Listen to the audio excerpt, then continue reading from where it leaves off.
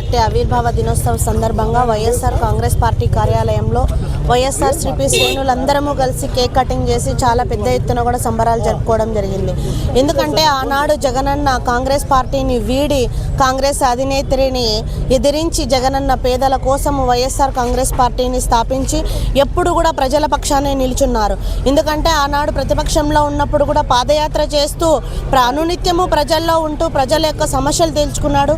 2019 తర్వాత ముఖ్యమంత్రి అయినాక జగనన్న ఇచ్చినటువంటి ప్రతి ఒక్క హామీని కూడా నెరవేర్చి గాంధీజీ కలలు కన్నటువంటి గ్రామ స్వరాజ్యాన్ని ప్రజల ముంగిటికి తీసుకొని వచ్చారు. ఎస్సీ ఎస్టీ బీసీ మైనారిటీలకు రాజకీయంగా ఎదగడానికి అవకాశాలు ఇస్తూ క్యాబినెట్లో కూడా స్థానాన్ని సంపాదించి ఒక వేదిక చేశారు జగనన్న.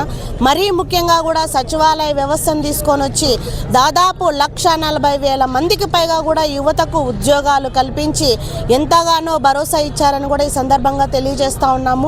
మహిళా పక్షపాతిగా కూడా జగనన్న పరిపాలన చేశారు అని అనడంలో ఎటువంటి సంకోచం లేదని కూడా ఈ సందర్భంగా తెలియజేస్తూ ఉన్నాము. ఎందుకంటే మహిళ సంతోషంగా ఉంటే ఆ కుటుంబం సంతోషంగా ఉంటుంది అని భావించి జగనన్న ఆనాడు మహిళల కోసం సంక్షేమ పథకాలు తీసుకొచ్చారు.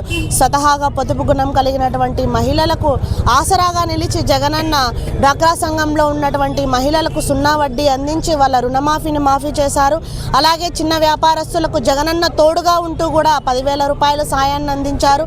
మరీ ముఖ్యంగా కూడా పేద మధ్యతరగతి విద్యార్థులను చదివించడానికి అమ్మ ఒడి, విద్యా దీవెన, వసతి దీవెన తీసుకొచ్చి ఆ తల్లిదండ్రులకు ఆర్థిక భరోసా కల్పించి జగనన్న ఒక ప్రజల పక్షాన నిలబడి ప్రజల మనిషిగా కూడా పరిపాలన చేశారు. అధికారంలో ఉన్నా లేకున్నా కూడా వైఎస్ఆర్ కాంగ్రెస్ పార్టీ ప్రజల తరపున ప్రశ్నించడానికి ఎప్పుడు కూడా సిద్ధంగా ఉంటామని తెలియజేస్తూ వైఎస్ఆర్ కాంగ్రెస్ పార్టీ శ్రేణులందరికీ కూడా వైఎస్ఆర్ కాంగ్రెస్ పార్టీ ఆవిర్భావ దినోత్సవ శుభాకాంక్షలు తెలియజేస్తా